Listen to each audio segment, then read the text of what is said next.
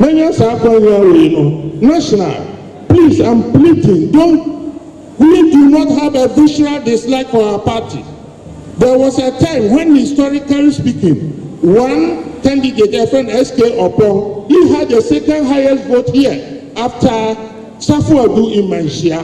And to your party there, we do not have a visceral dislike for other areas.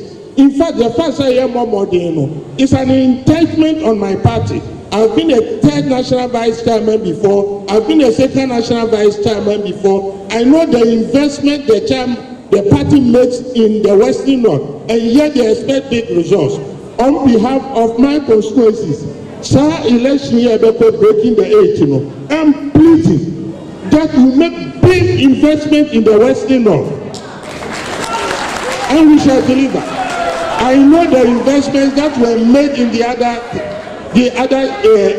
constituencies. And to Ms. Ramo, don't write us off. You also cry.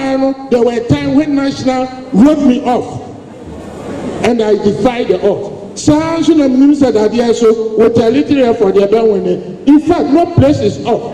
Even Pia West, we will win.